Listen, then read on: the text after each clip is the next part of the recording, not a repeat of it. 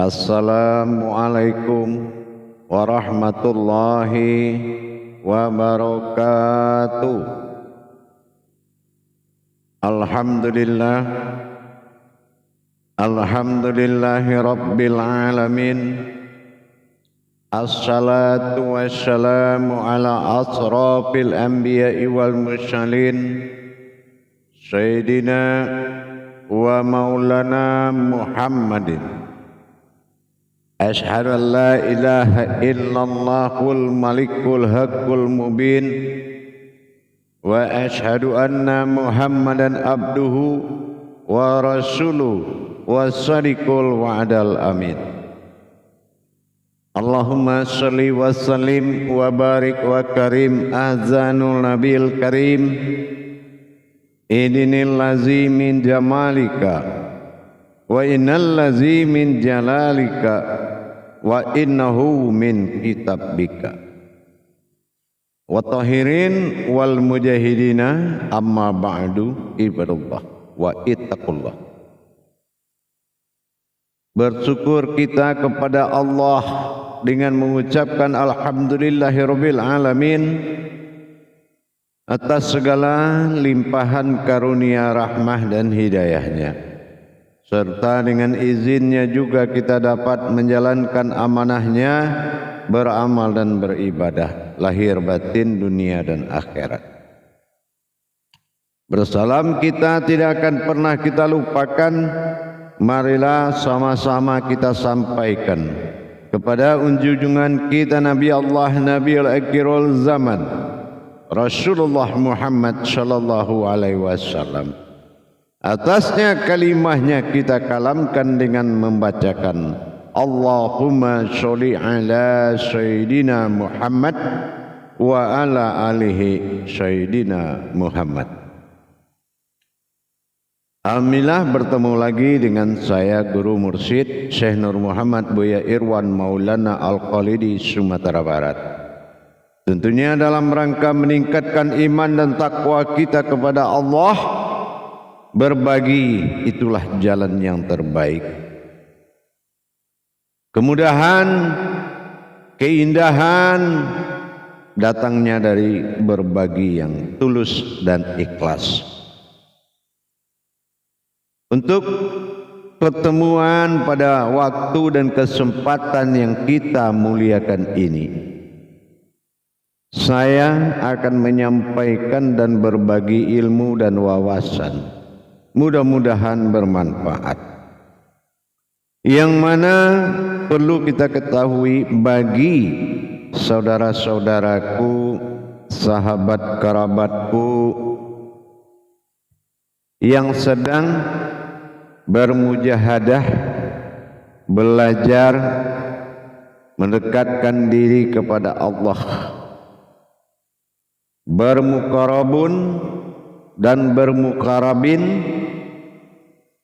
Bagaimana kita berpaling hijrah menuju singgasananya Allah, kerajaan Allah, lautan ma'rifat, kodrat hakikat, tanjakan-tanjakan batin, sir, semua tajali-tajali kerohanian yang sedang dijalankan dengan bimbingan para guru. Ada hal yang perlu diingat dan saya mengingatkan. Kebenaran untuk mendapatkan hakikat Tuhan pada diri dengan bertajali dan bermakrifat, mentadabur diri, ada hal yang wajib kita ketahui. Tiang menuju Tuhan itu ada 4. Apabila 4 ini dilebur menjadi suatu hakikat dalam maujudnya zahir Allah pada diri yang bernama rupa-rupa kodrat, semua ini dipelajari oleh 4 jalur: mencari, menjadikan, memandang dan menyaksikan segala bentuk-bentuk tajalli. Jangan lupa ada 4 kodrat yang harus didirikan menjadi suatu wujud yang maujud. Jadi bagi jamaah pada saudara-saudaraku yang sedang mengalami pencarian bermujahadah kepada Allah, jangan mengalami proses kebatilan, tapi harus melalui proses yang hak. Harus melalui proses yang hak. Mana kaji yang hak? Terus yang kedua, proses diri yang hak. Mana diri yang hak? Yang ketiga, proses ilmu yang hak. Ya. Nah, 3 yang hak ini, kedudukan ilmu, kedudukan diri ini, dan kedudukan kajian ini harus benar-benar tidak keluar dari perjalanan ma'rifatullah, perjalanan pengenalan kepada Allah harus melalui himpunan 4 tiang menuju Tuhan yang bernama Allah. Simak baik-baik. Yang pertama adalah wujud. Kaji wujud ini benar-benar harus tuntas. Bagaimana dasar adanya, apa wujud adanya, dan apa perjalanan adanya sampai pada akhir terjadi adanya. Ini namanya kaji wujud atau kaji ada. Jadi kalau ini tingkat pertama belum selesai dan belum mata hatimu, mata batinmu mendapatkan wujud kajian ini, dikaji wujud ini sehingga wajibul wujud bagi dirimu. Tidak bisa lagi kita melupakannya, tidak bisa lagi kita mengelak dari ketentuan-ketentuan dia, dan tidak bisa lagi kita melihat pengakuan diri yang kita yang merasa memiliki. Ini kaji wujud yang pertama dari 4 kajian yang harus tuntas. Nah, yang kedua ini disebut dengan kaji sir atau rahasia. Nah, gitu. Jadi bagaimana himpunan-himpunan kajian digulung semuanya menuju satu kodrat bernama rahasia. Kalau dia masih terpisah, ini batin, ini zat, ini nur, nah ini ruh, ini hayat, belum menjadi sir. Ini harus dituntaskan sampai menjadi sebuah kodrat yang berbentuk rahasia. Apa bentuk rahasia ini? Apa dasar rahasianya? Dari mana wujud rahasia? Rahasia bukan yang dirahasiakan, tapi kodrat berasal dari rahasia. Ini harus tuntas. Ya, kalau umpamanya ada pembimbing tidak paham ke situ, harap menghindarkan diri dulu untuk mencari ketetapan di mana sebuah wujud ilmu bernama ilmil yakin adalah guru. Nah, ahli diri kita, mungkin dia belum ahli diri kita atau bagaimana, tapi itulah intinya. Yang kedua tadi adalah sirullah, sir. Jadi yang pertama wujud harus nyata, bagaimana adanya. Apakah yang ada itu yang tiada, apa yang tiada itu yang dikatakan ada, semua itu harus tuntas. Nah, yang ketiga di sini baru kita namakan batin. Nah, batin ini dikaji. Tidak ada penyelesaian sebuah kajian kalau wujud batin ini tidak jelas. Apa iya batin ini tidak terlihat? Apa iya batin ini artinya bersembunyi? Apa iya batin ini sebuah wujud asal muasal mula jadi? Apa iya batin ini adalah kodrat nyata yang tidak terlihat? Atau batin ini adalah kodrat batin tidak terlihat tapi nyata? Atau sebagainya? Ini tuntaskan sehingga kedudukan diri hakikatnya Allah yang akan terbangun dari 4 kodrat tadi, sehingga lepas keakuanku maka datanglah keakuan Tuhan dengan adanya pecahan kaji yang 4 tadi. Nah, yang terakhir yang keempat yaitu kodrat. Nah, kodrat ini yang harus menjadi puncak keputusan keyakinan atau dikatakan dengan isbatul yakin. Ya, dikatakan dengan isbatul yakin. Kalau keputusan keyakinan itu sudah mutlak, tentu jadinya kodrat. Apa wujud kodrat? Dari 3 kodrat itu dihimpun menjadi 1, 4 kodrat dihimpun menjadi 1, dan apa wujud kodratnya itu? Nah, ini harus jelas lapisan-lapisan hakikat yang wajib kita terima pemahamannya untuk menuju filter syahadat. Karena tanpa disaring oleh syahadat, maka keyakinan manusia ini ya seenaknya perutnya aja. Di mana ilmu jadi, di situ yakin pun jadi. Nah, harusnya tidak begitu. Menetapkan keyakinan itu ada dasar-dasarnya. Bukan kepastian terjadi sesuatu itu sudah yakin. Bukan. Nah, tetapi nyata bagi dirimu tapi bukan kamu. Nah, itu baru keyakinan. Nah, ini juga harus kita paham. Allazina yuqinun, diwajibkan kepada kamu mendirikan keyakinan. Nah, jadi gitu ya. Jadi kodrat. Nah, ini adalah yang keempat dari wujud batin, dari wujud. Dan terus yang kedua adalah sir, yang ketiga adalah batin, yang keempat adalah kodrat. Ini 4 tiang menuju kesempurnaan.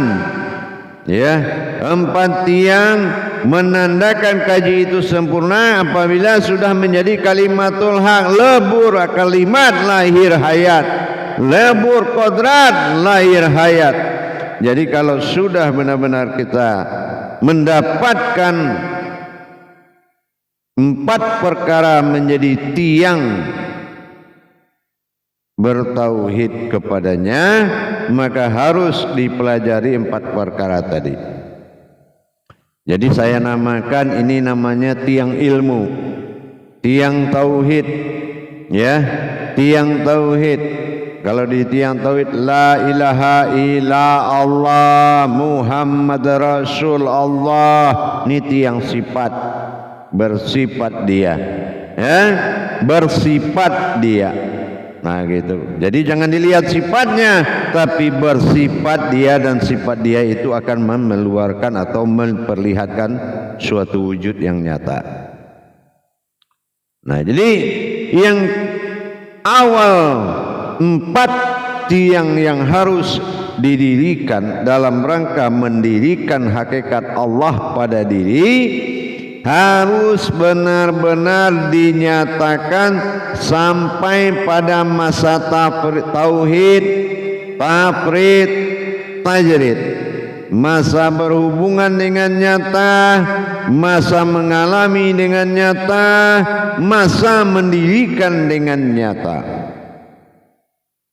Jadi bukan hanya sebagai pengakuan, ya, Syahadat itu adalah filter.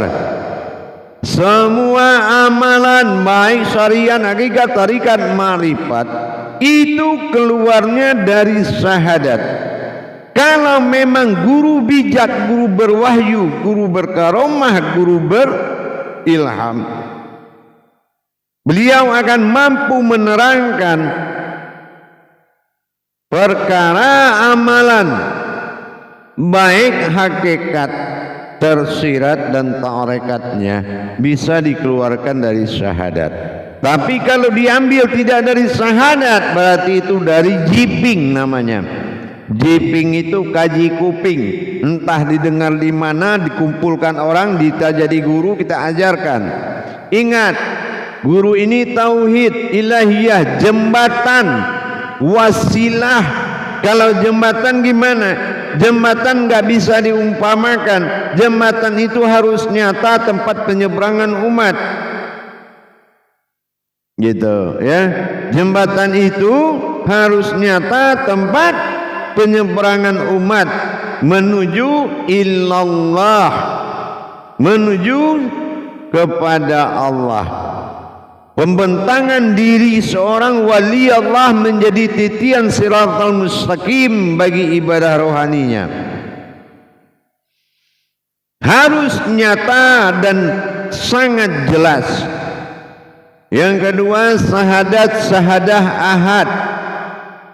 Bersyahadat menyatukan, syahadah langsung, ahad menjadi satu, bukan kepada yang satu. Kalau menyatukan kepada yang satu, itu namanya syirik, masih bersentuhan. Sedangkan laisa kamislihi min syai'un, tidak ada yang setara dengannya. Bagaimana bisa berdampingan? Bukan berdekatan atau mendekatkan, tapi menyatu kepadanya. Kenapa? Karena manusia adalah wujudullah yang dirinya Anaul Haq, la ilaha illallah, Anaul Haq, akulah diri, la ilaha illallah, yang nyata bernama kalimatul haq Muhammad Rasul Allah. Nah, ini perjalanan mata hakikatnya harus jelas. Jadi jangan terlena di dalam belajar, karena pelajaran pengenalan ma'rifatullah itu berawal dari mendirikan dan melebur sampai menjadikan dan terjadi 4 kodrat yang harus diselesaikan. Ya, 4 kodrat yang harus dituntaskan. Nah, dengan demikian kajian itu baru benar. Ya, kajian itu baru benar. Kalau kodrat Allah bilangan 4 jatuh pada alam, bilangan 3 jatuh kepada kodrat, bilangan 2 jatuh kepada wujud. Ya kan? Nah, disinilah jelang dan kodrat bilangan 1 jatuh kepada sir atau rahasianya. Jadi dengan kita memahami 4 perkara tadi, baik dari sisi wujud, sir, rahasia, batin, wujudnya, dan kodrat adalah maujudnya. Ini kalau belum tersusun rapi dengan segala tajalinya, karena pengakuan tanpa tajali itu akan bisa mempersulit kita di dalam pencarian. Demikian.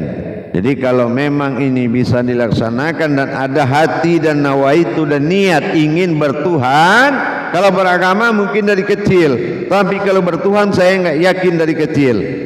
Ya, karena ada peraturan akil balik. Jadi tidak mungkin dari kecil tahu Tuhan. Nah, mungkin sekarang ada kata terlambat. Tidak ada kata terlambat. Ya, jadi dengan kita belajar kembali bagaimana yang dikatakan menjadi satu tadi, ahad, syahadat ahadah, ya kan, syahadat sahadah baru ahad. Jadi dengan demikian insyaallah dengan kita memahami 4 tiang pengenalan wujudnya Allah pada diri, maka kita harus melihat kajian yang kita terima harus melalui konsep yang jelas, yaitu kehakikatannya. Itu kenapa? Karena membaca semua kitab itu tidak ada yang sulit jamaah, para hadirin dan hadirat. Tapi yang sulit adalah membaca kitabmu sendiri untuk mendapatkan Tuhanmu. Apa kitabmu? Adalah diri. Ya, kalaukah kita sudah bisa membedah diri ini untuk mendapatkan sejatinya diri, insya Allah pasti akan sampai. Tapi kalau sudah minta bantuan keyakinan kepada sebuah gerakan atau sebuah kodrat atau sebuah ruh atau sebuah hayat atau sebuah makhluk atau sebuah cerita, maka ini akan menggugurkan kebenaran jalannya. Jadi dengan ada pemahaman tadi kita berbagi, mudah-mudahan insya Allah akan terbuka hijab pencariannya. Yakin insya Allah. Jadi bagi jamaah, para hadirin dan hadirat, kaum muslimin dan muslimat yang ingin bermuqarabun atau mendekatkan diri kepada Allah, insya Allah silakan menghubungi nomor telepon yang ada di layar deskripsi YouTube Buya Pasaman Timur. Kita akan selalu berbagi kupas tuntas tentang segala hakikat yang disimpan di dalam kerahasiaannya. Inilah kesempatan bagi kita, karena kebaikan itu tidak datang 2 kali. Ya, kesempurnaan, hidayah, keberuntungan tidak akan datang 2 kali, hanya sekali, itu pun dalam kesadaran, bukan sadar tetapi dalam kesadaran, benar-benar hati yang merindu. Kalau hati sudah merindu, insya Allah bukan insan kamil mukamil lagi, tapi insan kamil muzamil. Nah, itu keberinduan. Jadi kalau kerinduan ini adalah nilai tertinggi di dalam bertuhan kepada Allah. Mudah-mudahan jemaah insyaallah dipahami dan dimengerti dengan sebaik-baiknya. Yang paling penting, jangan lihat apa yang kamu amalkan di dirimu, tetapi lihatlah siapa yang mengamalkan. Inilah kuncinya.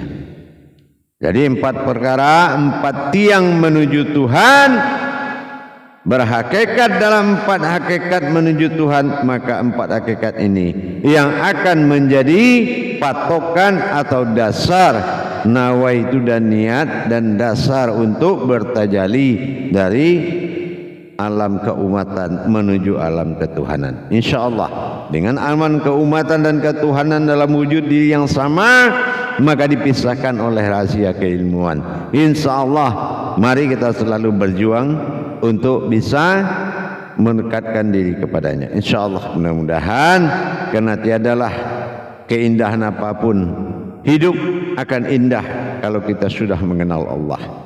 Hidup akan terarah kalau kita sudah berilmu dalam beribadah.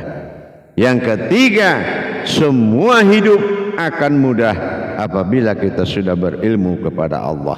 InsyaAllah, mudah-mudahan. Mari kita lihat kenyataannya dan kita alami dengan kebenarannya. Barakallahu ya Karim ya Rahman ya Rahim. Akhirul kalam. Wabillahi taufiq wal hidayah. Wassalamualaikum warahmatullahi wabarakatuh.